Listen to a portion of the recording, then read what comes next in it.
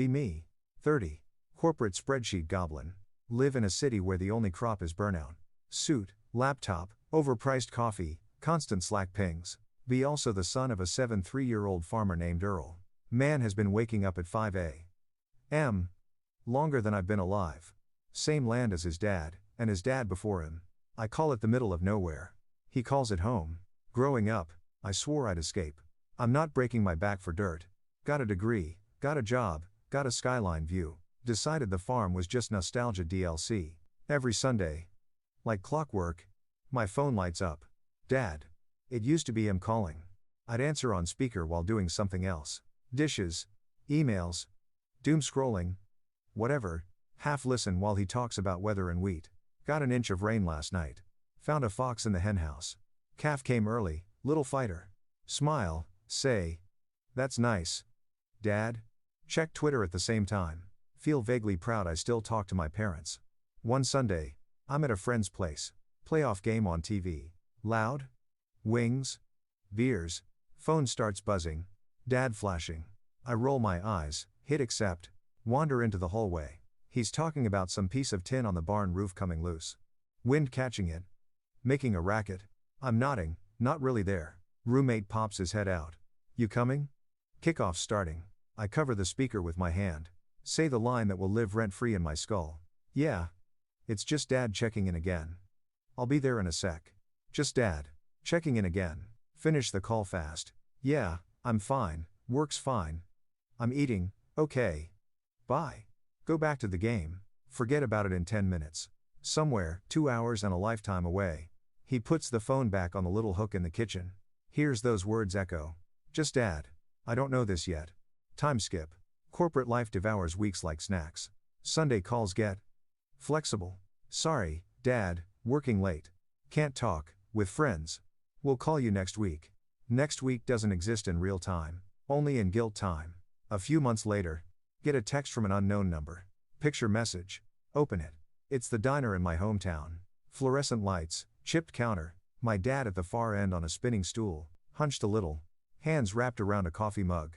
Plate of eggs in front of him, empty stools on both sides. Underneath, a message. Your dad's okay. Just thought you should see this. Ray's granddaughter. Stare at the photo for a long time. Something in my chest pinches. Almost call him right then. Don't. Too awkward. Tell myself I'll call on Sunday. Sunday comes.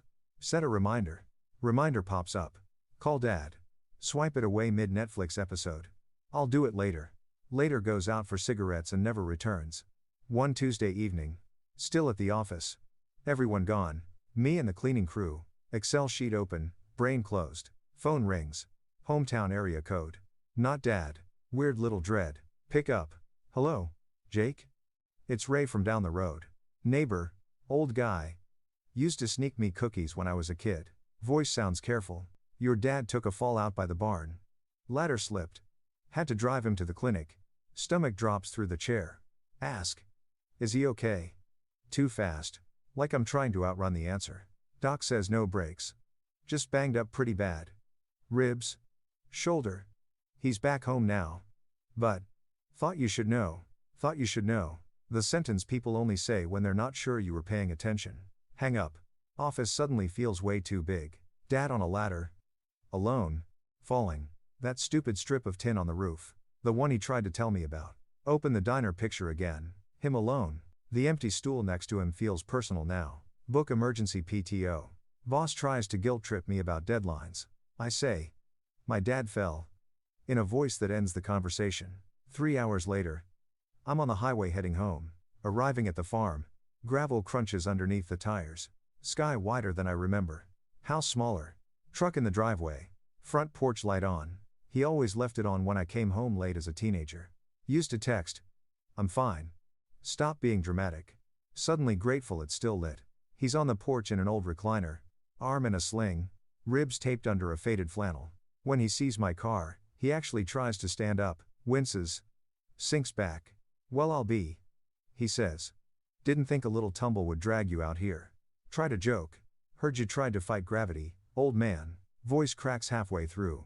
We do an awkward half hug. Feels like hugging a scarecrow that smells like motor oil and coffee. Inside the house. Everything is exactly where it always was. And also completely different. Kitchen table. One chair with a cushion worn down, the rest untouched.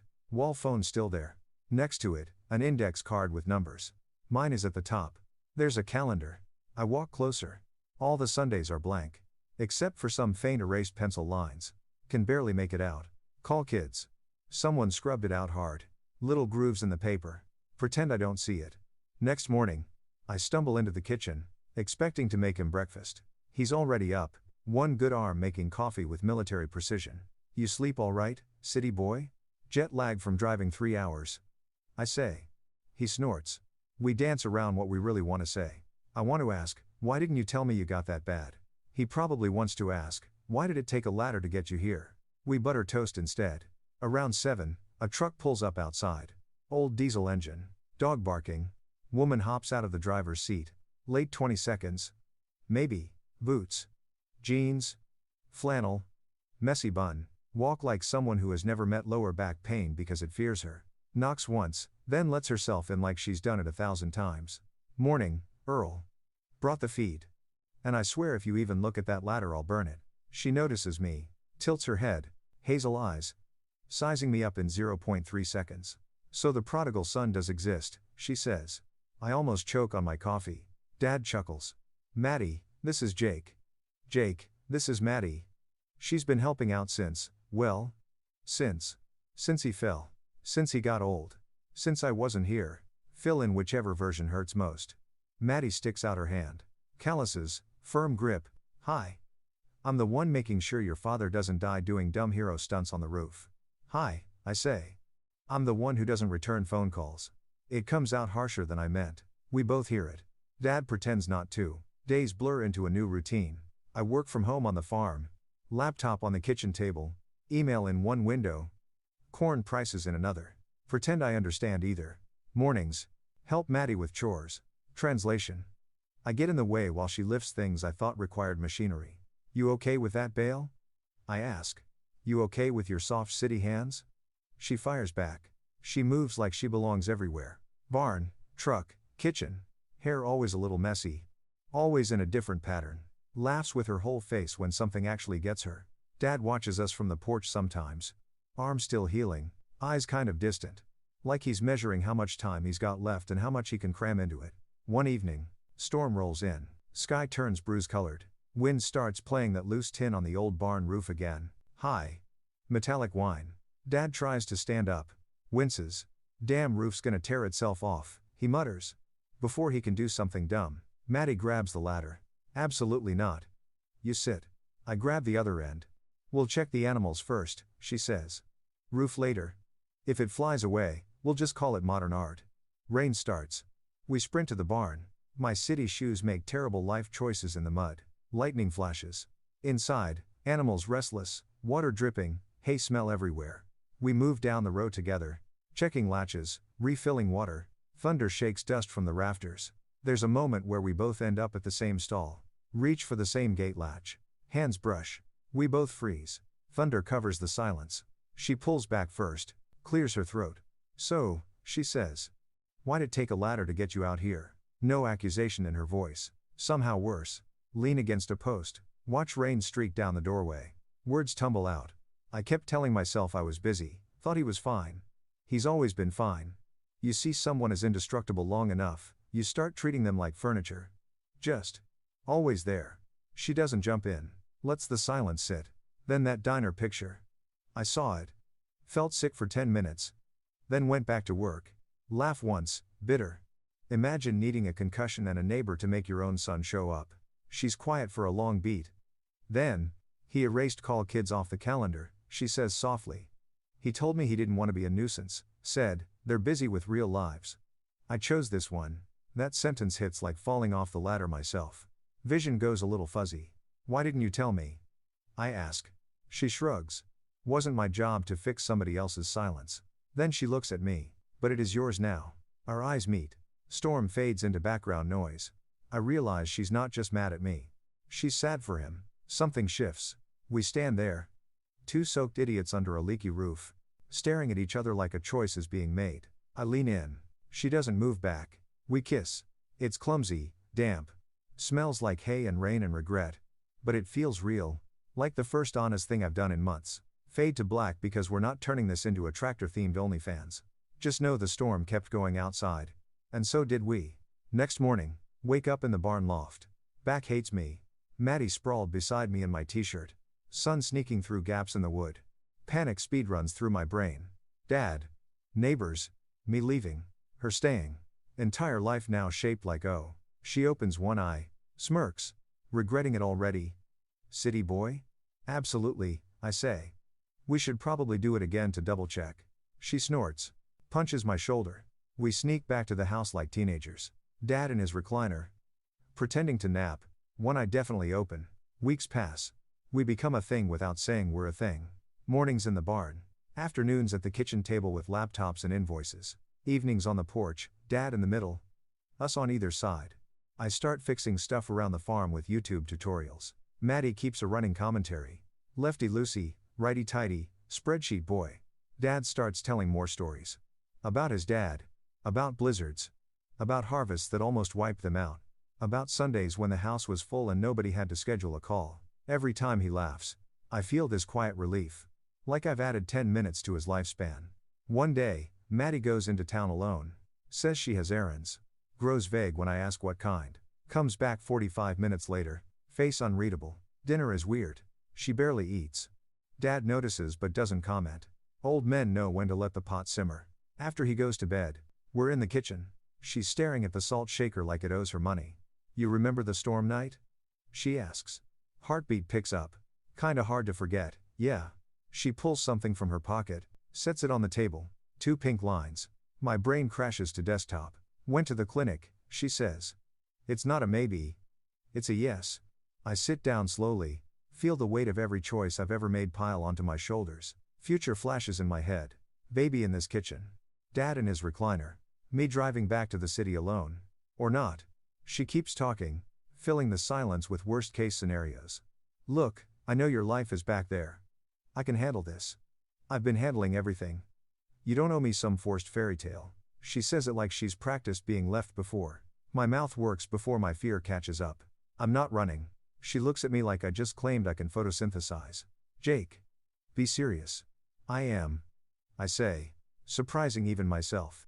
You think I'm going back to pretending quarterly reports are the peak of existence when there's a whole human being loading on this farm? She laughs once. Wet. Whole human? I nod at her stomach. New patch of dirt we're responsible for. She actually smiles at that. Wipes her face. You're such a nerd. We sit there. Terrified. Weirdly calm. Kind of excited. All at once. Next level unlocked. Tell Dad. Breakfast the next morning. Pancakes. Coffee. Tension. Dad already seated. We sit down across from him, definitely suspiciously close together. He looks at our faces. Then at our hands under the table. Raises an eyebrow.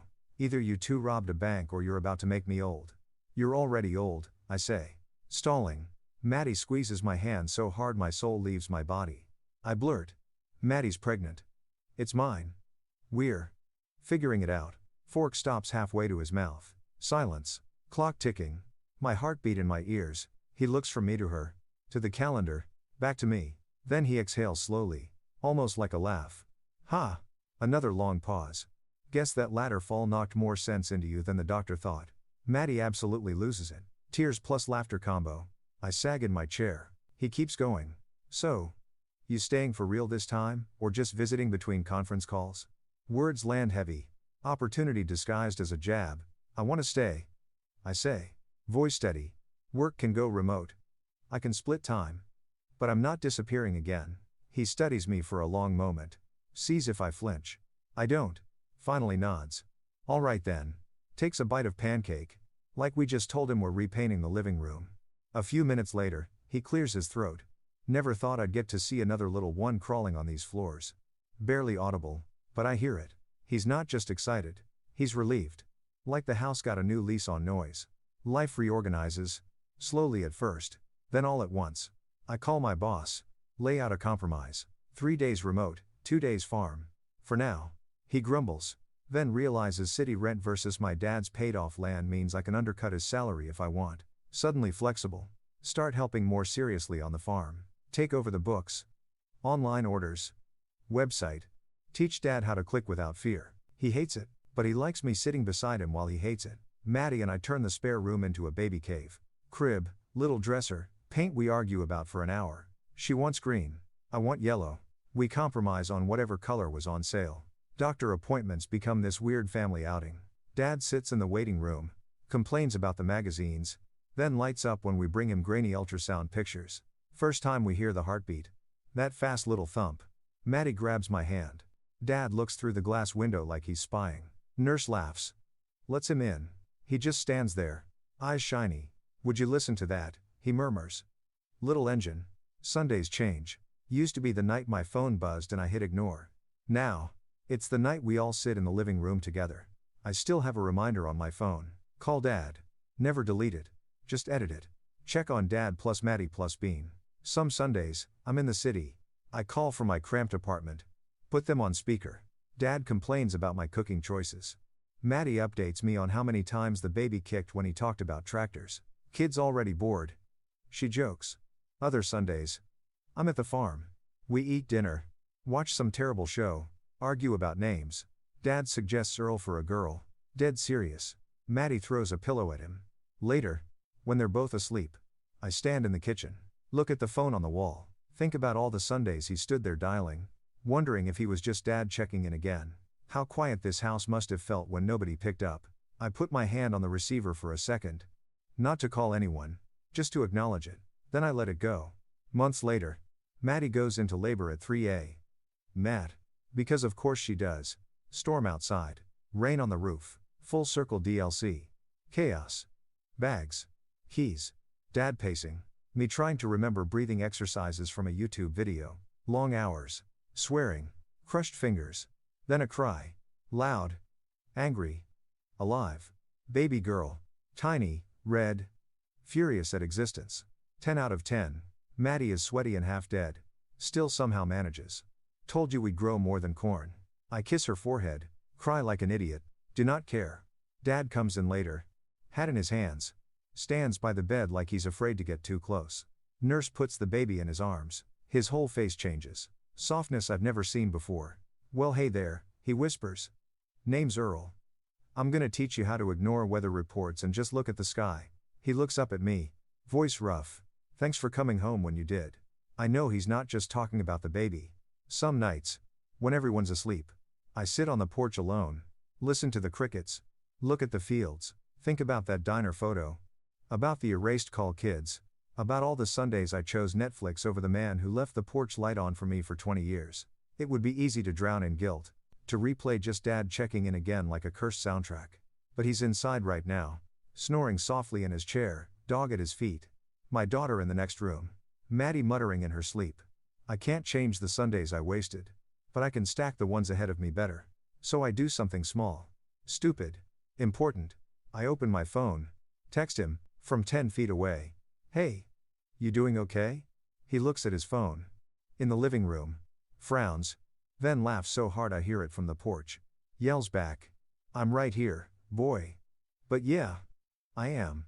A minute later. My phone buzzes. New text. You? Smile. Type back. Yeah, Dad. I'm good. Hit send. Sit under the wide country sky. Realize this is what showing up looks like. Not grand speeches. Not perfect timing. Just being there. When it still matters. I came home because he fell off a ladder. I stayed because I got a lonely farmer pregnant. In the middle of all that chaos. We fixed something bigger. Not the roof. Not the fields. The silence.